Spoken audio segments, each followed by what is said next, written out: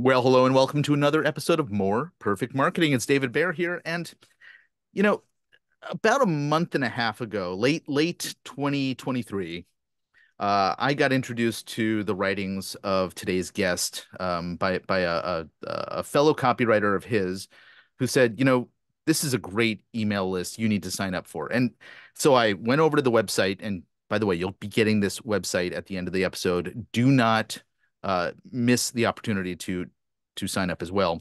And the very, very first thing that I saw on the site was the name William Goldman. Now, William Goldman happens to be a writer who I have a little bit in common with. I worked for his brother for a little while, James Goldman, and I went to the same college that William Goldman went to. And so I've been fascinated by this guy, by his screenplay writings. He's written books as well. And I thought, well, if any copywriter has an email list where he's mentioning William Goldman on the front page, inviting me to join the list, I gotta sign up. And then the very second email that I get from John, today's guest, mentions one of his favorite books, a book by Al Ries and Jack Trout called Positioning. Now, I recommend their books all the time. I usually recommend the 22 Immutable Laws of Marketing, but Positioning is an awesome book as well. We're going to dig into a little bit of both of these recommendations and a whole lot more when we dive in and have a conversation today with my guest, John Bejakovic, who's joining me from Barcelona, or as they say it there, Barcelona. John, welcome. Hi, Dad. Thanks for having me here. It's great to be here. I saw your face light up when I mentioned the William Goldman, and you mentioned him on a webinar that you recently hosted that I attended as well. And so I'm curious to hear the story behind what your fascination with him is all about. So I think I'm a big movie fan and I love old movies. And I guess part of what I do as well as part of my work is I dig in and I try to figure out, okay, who made this and what else did they make and what is it that makes a certain movie or a certain TV show or a certain book good and why did I like it? And so, there were a few of these different movies that I really liked and they were all very different. So like The Princess Bride and Butch Cassidy and the Sundance Kid. And I was always researching who was the director, who are the actors, who was the screenwriter. And I kept coming up against this guy, William Goldman, who just his movies are so fun, so well written. The stories are so tight. And, I just started researching the guy more. I think that led me to a couple of his books. And the books were great. And some of the books were fun, and some of the books were very insightful and eye opening. And yeah, so part of what I do is I write this daily email newsletter. And one of the secrets is you don't want to keep it too serious. You don't want to keep it too how to. You want to introduce a little bit of fun, a little bit of your own personal tastes into there.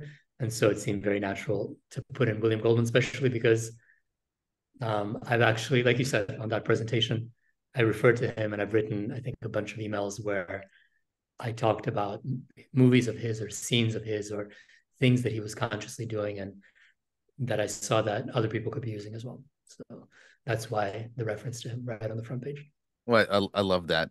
There's something about the types of emails that you write and that you teach others to write that really are quite different from what a typical business email is thought to be structured, with and thought to include. And so the fact that you're talking about, you know, popular culture elements in the email or telling stories in your emails or referencing, a situation that happened to you recently in your emails is to a certain, percentage of the world unfamiliar in terms of email writing. But you approach the idea of communicating via email very, very strategically and intentionally. I wonder if you can sort of let's to use a Hollywood phrase, let's pull the camera back and look at the broader landscape of what you're doing, where the emails fit in, and what your ultimate goal is, so that we can sort of understand and have context for the conversation we're about to dive into. Sure. So I think the big picture is a few different things. I think one huge thing is that if people will buy from you, they need to trust you. And I think that's a huge thing. And there are different ways to create trust. But one of the ways to create trust, which is very, very powerful and very hard to shake if you do it well, is just to show up regularly, right? And if people see that you are there and that you have a consistent viewpoint, and if also that viewpoint in some way seems to mesh with what their view of the world is, then that creates trust. And it doesn't happen instantaneously, but it happens more quickly than you might think, you know? And so I think one part of what I do with emails is just keep writing regularly so that I can keep communicating with my audience regularly. Now, the second part of it is that if you're communicating regularly, then it gets tiring for you and it gets tiring for your audience if it's very dry, if it's very boring, if it's very if it feels like it's valuable, but ultimately it's just work for both you and your audience, right? If people read it and they nod their head and they say, "Yep, this sounds good," but ultimately it just you're piling on more suggestions, more tactical suggestions for them, more work that they need to accomplish. And so what I found to work, and this isn't just me, and it's worked in lots of different industries, is to have a very, to make emails interesting and relevant to the audience and make them valuable in terms of sharing valuable ideas that are useful to them for their work. But at the same time, to wrap that in a kind of much more entertaining, pleasant wrapper. And that's where having, pop culture references or stories comes in. And it basically allows those emails to be lighter, fluffier, more interesting reading day in and day out. I write daily, but even if you're writing weekly, I think that still holds, or maybe even holds more. And yeah, so I think that the key idea is just that you want to demonstrate who you are, that you're a trustworthy person. You want to show off a little bit of expertise by talking about whatever it is that you know. And then you want to make that interesting and fun to read and not overly difficult to read. And yeah, I understand that the way that I write emails is specific to my own market, but I feel that in general, everybody can write emails or everybody can write marketing material that comes from kind of sharing personal expertise. And that is at the same time more fun than I think a lot of people make their own personal marketing. So you say it's specific to your own market, and I know that, for more than a decade now, you've been writing emails or writing on behalf of clients, and I'm assuming there are sort of different styles, different approaches, different types of content depending on who you're doing the work for. Can you kind of give us an understanding of how things are approached differently in different markets? Maybe you can use some examples from the industries or spaces that you've worked in. Yeah, sure. Honestly, the the kind of high level format is very similar. So I've written, let's say, for doctors who are promoting, their own businesses. I've written for real estate investing gurus who are promoting their own trainings. I have written for um, different supplement brands. I've written for e-commerce companies, and any one of those emails, I think, if you, let's say, are not a copywriting expert, they might look very different. But the structure to them is ultimately similar, and it's been very similar across different clients. And it's basically this thing that I just told you about. So it's some sort of a fun pop culture reference or some sort of a personal story or some sort of a news item that leads off the email and that people actually are interested in reading because it doesn't feel like work. And then somewhere in there, you sneak in some sort of a takeaway that's relevant to them, and then you lead into your offer, whatever that may be for the day. And the topics will necessarily change because the audiences are different. So if you're writing for an audience of 65-year-old women who are looking to maybe get fit and lose weight and balance their hormones, the kinds of stories, the kinds of pop culture references, the kinds of let's say informational takeaways that you give to that audience will definitely be different than the kinds of stuff that I write for my own email list, where I'm writing about persuasion, where I'm writing about marketing, and which is, I mean, my audience is very kind of mixed, but it's definitely not that demographically targeted and being like, okay, 65 plus looking to lose weight. So the stories will be very different. The tone might be very different, but the overall structure is consistent. So um, there definitely you have to adapt this kind of marketing to sound natural to your own audience and to speak to their interests and to be consistent with what they know. But the structure works very well, and it's worked very well for a bunch of clients that I've written for. So I notice when I'm reading your emails that, sometimes you're telling a story to make a key point that is then leading the reader to an offer that you have, and you have, various copywriting focused training programs that you've created and have available for sale. Recently, you've been sort of testing out service that you want to offer as well, but often you're not selling anything. You're as as as we say in our world, you're selling the click, which is maybe to go read something that you've written in the past. And so I wonder if you can talk a little bit about the different goals that you might have as the creator of the emails in terms of what you're trying to accomplish, or what you're trying to get the reader to do as a result of consuming the email. Yeah, I think that's a great point.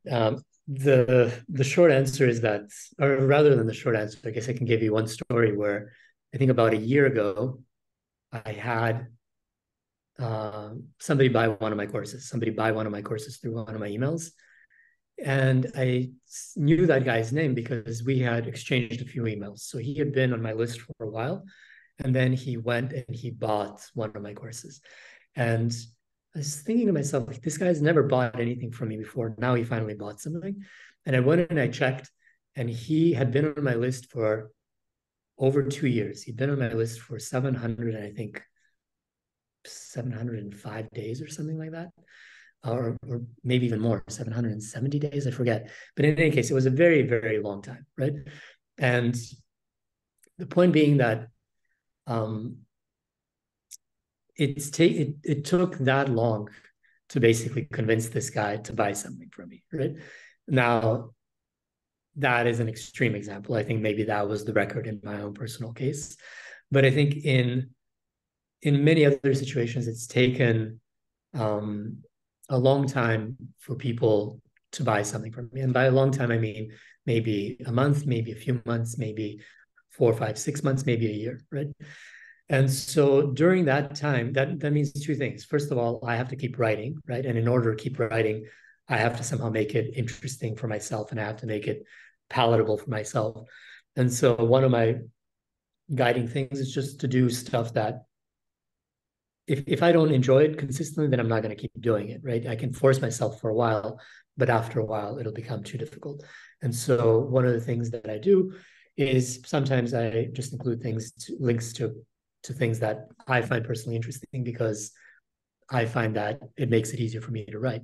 But at the same time, it also keeps people engaged, right? It keeps people engaged, and it keeps people guessing, because I think that I definitely don't think that there is some magic ratio between how much you can sell and how much you cannot sell, and that if you sell in too many of your emails, then that in that case people get turned off. I know that that's not true, because I've had people again on my list reading for years where I'm mostly promoting my own offers.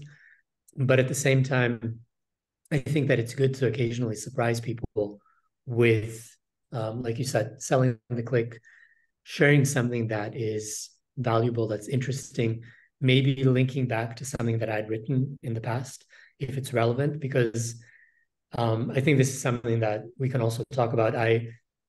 In many ways, I'm writing, an interesting email, but I'm always sneaking in little bits of, again, little details about myself to make people trust me more, to sort of build up my own authority more, sharing stories and previous success studies and case studies and so on, where I've had success. And so if I, for example, link to a previous email which is relevant, well, maybe in that email that I sent out today, I wasn't selling anything. But if I send somebody to a second email and they read that second email, then here's the person who's already consumed more of my content. Maybe they've been exposed to a little bit more of my own personal viewpoint, of my own expertise. And maybe at the end of that second email, there's a link to buy something, and maybe that's when people actually end up buying.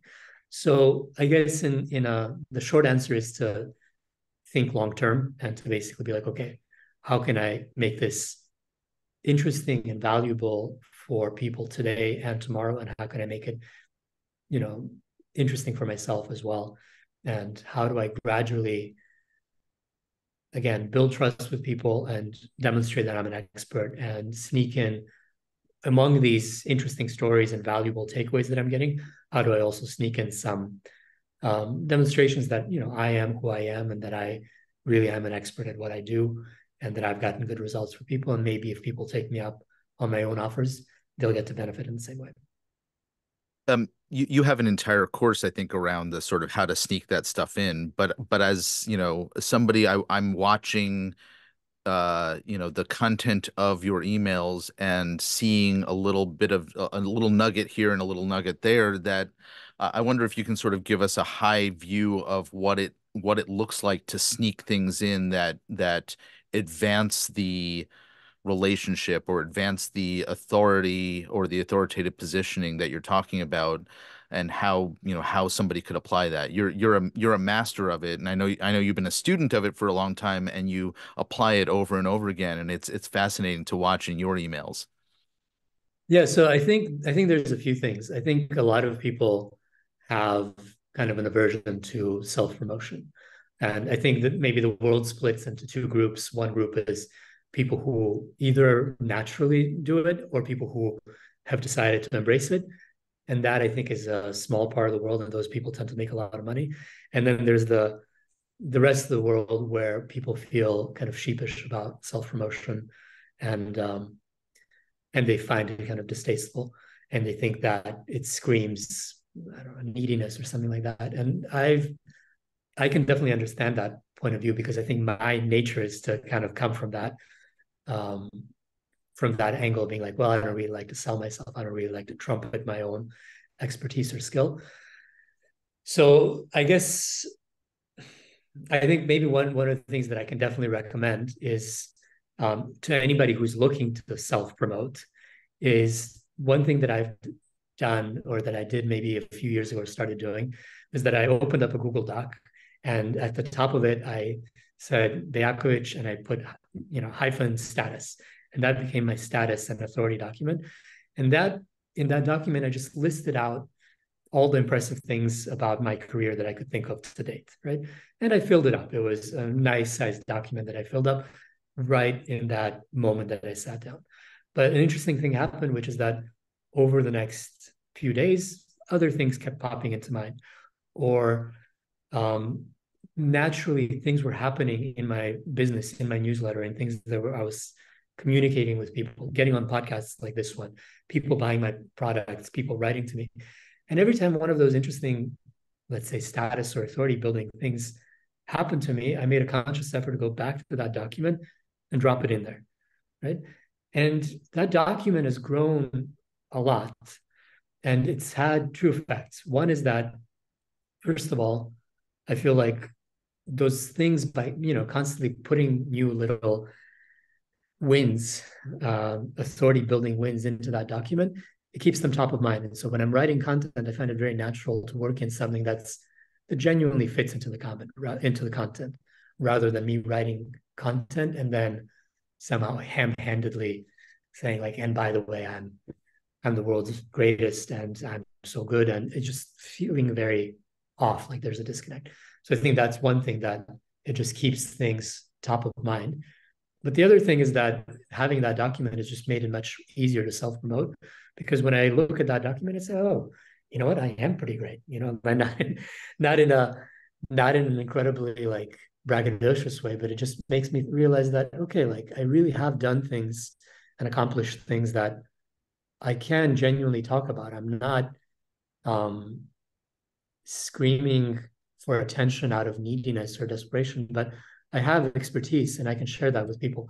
And so I feel that if anybody does have any kind of um, inhibitions about self promotion, then I feel like this is a very good approach to take, and it makes it so that, like you say, like maybe you read the content, and so that the self promotion doesn't seem blatant, it doesn't seem jarring, it doesn't necessarily turn people off. Some people will still get turned off because some people are not really there to buy. Some people are just offended by anybody selling anything. But you can work in these little items of your own expertise, of your own authority, of your own successes very naturally into your content. You can help people understand that you are, who you say you are, and you can genuinely help them. And at the same time, you can, do well for yourself. I think, from the perspective of the reader, a lot of what you communicate comes across as matter of fact. For example, saying something like, I'm making this up because I can't think of an example that I've read exactly, but a reader reached out to me to ask a question, right? Simply making a statement like that increases my perception of your authority because you have other people like me who are consuming your content who are actually recognizing you as somebody who can help or answer their question. And so making that statement influences my perception of you. Is that what we're talking about ultimately? That's a great point, and that's a very important part of this. Where, again, in order for these, a huge part of your own authority in any market is what other people say about you, how big of a crowd there is in front of the podium if you're speaking, right? And online, we don't really have that. You're not in a room where you can see that somebody has the attention of 500 people and they're all wrapped on the podium and taking notes very carefully. And, you say a joke and everybody laughs, right? That's the kind of authority that we're all kind of wired to respond to. And online, you're absolutely right. I need to consciously communicate that, yeah, people are reading my stuff. People think of me as an authority. They write in with questions, they write in with testimonials. And I feature that in my own newsletter. A, that builds my own status, and B, that invites other people to write me again. And it creates this kind of flywheel system where the more I do it, the more it becomes that people reply to my emails. Yeah, they think that I'm who I say that I am, and they think that I'm an expert, but they also want to engage with me. And so that's a huge part of it, because this engagement stuff is hard to do in general. It's maybe harder to get people to engage with you than to make a sale.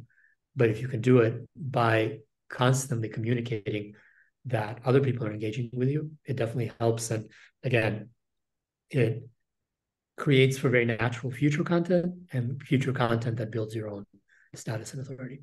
Yeah. You used the term flywheel just now, and I heard before we hit record, you used it there as well. And I wonder, this a lot of this may sound intimidating to somebody who isn't a regular writer. And I love the idea, and listeners who tune in regularly know that systems and process is a big thing for me. Um, and I know to a certain extent it's something that you appreciate too. You come from a technical background before you got into the writing world, and so sometimes I see you explaining things in a structured technical way, although not necessary or systematic way, I should say. So I guess the question that I'm ultimately leading to is for an average, attorney or financial advisor or an insurance professional or a medical professional who's out there who doesn't write content full time, a phrase like or a term like flywheel sounds like there's a lot of moving pieces. And I wonder like what is the minimum viable approach to building an email communication system that you see for your typical professional services person out there. I mean, honestly, I would say the minimal viable approach is get an email service like ActiveCampaign or Aweber or whatever, and start sending out a regular email. That's it. So as long as you're really sending out a regular email, it doesn't have to be daily the way that I do it. I would say don't make it less than. I mean, I have a friend actually who is an attorney, and he's Um, he's a competition law guy, and he sends out once a month newsletter, right? And that works for him, and it's enough. It's enough to keep him kind of top of mind of people. He knows who's opened his emails, he knows who's clicked on his emails, and I think that's already a huge thing, right? Just because there's a huge difference between somebody who pops up in your mind every so often regularly and somebody that you never hear from. That's an infinite difference. You know? And so whether that's somebody, I would say that still there's probably a lower limit. So you don't want to write, let's say, less than once a month. Once a month is really a minimum that, regardless of how averse to writing you are, and regardless of how um, you imagine your audience, how much they don't want to hear from you, let's say, I guarantee that they want to hear from you much more than you think that they want to hear from you. But even if you think, oh no, these are busy professionals, they're not looking for this kind of marketing, I would still say once a month they will absolutely hear from you. Once a week they will probably also want to hear from you. And somewhere in there, I think everybody can find a spot that's good for them. And then again, I'm in the marketing world, so I'm writing daily. But I think the only thing really is to write regularly. This thing that I was talking about earlier, the idea of sharing something practical, some sort of a practical takeaway, and wrapping that up in something, I think that's valuable. That's a valuable system to have. But even that's not necessary. I think if you find anything that you want to share regularly, as long as that thing demonstrates that you are an expert, that you are successful at what you do, and if it communicates some sort of value to your own audience where they realize that, okay, there's some reason to read this today, and there's some reason to read the next one whenever, you know, David sends it out, then I think that's really all that you need to do. And then if you start doing that, if you start to see results, well, then you can start sending more regularly. Then you can start experimenting by featuring questions that people ask you, or by sharing testimonials, or by doing other things to build that flywheel. But really, the very basic process of regularly sending out an email, whether once a month, whether once a week, or whether once a day, that's all you need to do. So, I like the answer that you gave because it's talking about creating habit and creating, sort of routine. What I didn't hear in there was anything about why you send the emails out, what the goals are. And I wonder, sort of how you approach this as you're working with clients, particularly clients who are getting started with this type of communication for the first time, rather than ones that are in sort of a routine already and maybe you're shifting focus. How do you help them figure out what are the appropriate calls to action when we're entering into communicating through this channel, which is something we haven't done before? So, okay, ultimately, it's going to be a matter of testing things out a little bit. That said, if you're asking me why you send out the emails, the reason you really send out the emails is because they make money, right? And you'll be surprised if you start sending out emails that there is a lot of demand in your list, right? And that tomorrow, if you haven't been emailing people, and if you have a solid offer that helps people, and if you package that up inside of some sort of a deal, and you say, okay, I'm taking on 3 extra clients over the next 5 days. We're going to work on this thing, or I will deliver this service for this amount of money. And if you send that email out without doing anything else, some people will take you up on that offer. And that is money that appears like magic. And the first time that you do it, it feels like magic, right? So that said, it's very possible that you do it for the first time and you think that you have some sort of irresistible offer. But if you haven't tested that offer before, then you might put it in front of your email list and you'll realize that you think your offer is irresistible. It's not.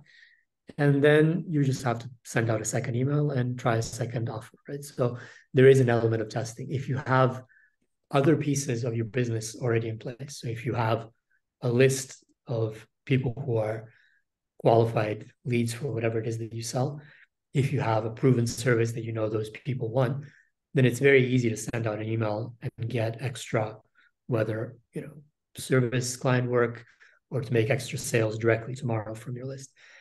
If some part of that isn't in place already, then it'll take some experimentation to maybe attract the right people onto the list, to maybe figure out the right offer to put in front of those people.